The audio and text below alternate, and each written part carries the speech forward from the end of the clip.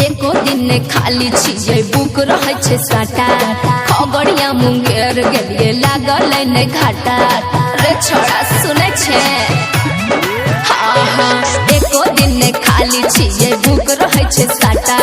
खगड़िया मुंगेर गेलिए लागल ने घाटा तू हजरिया देखी घगड़ उठ गेला ऐसन कमर हिलै नहीं गे जान ऐसन ठुमका लगै नहीं गे जान चौधरी जी के चौकी टूट गेलै ऐसन कमर हिलै नहीं गे जान जादो जी के चौकी टूट गेलै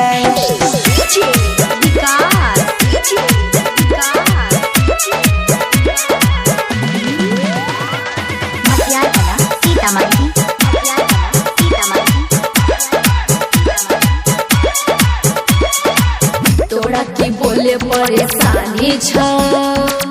गजब के चढ़ल जवानी छ अच्छा ही बात है तोरा की बोले परेशानी छ गजब के चढ़ल जवानी छ सहरसा सुपौल में हमरे नाम से होय छे हाला जइभी मधेपुरा तोहर तोड़ देतौ ताला हमरा लूटे वाला अपन लूट गेला ऐसन ठुमका लगै नहीं गे जान अच्छा आगे ई बात है ऐसन ठुमका लगै नहीं गे जान सोहनी जी के चौकी टूट गेलै ऐसन कमर हिलै नहीं गे जान साहू जी के चौकी टूट गेलै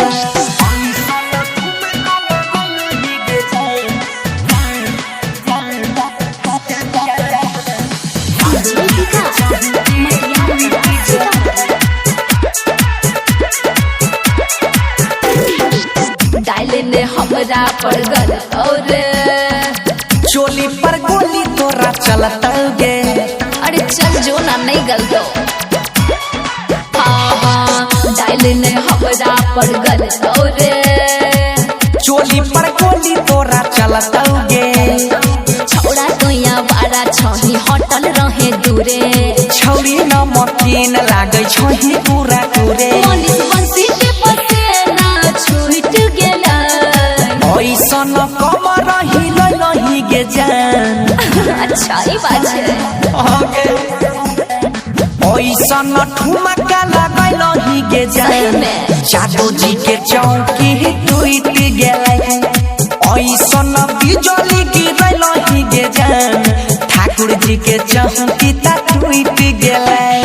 आगे पासवान जी वाला चौकी बकरो तर में की हम तो चीजें ऐसन छिए रिकॉर्डिंग स्टूडियो राजा जनमानसी।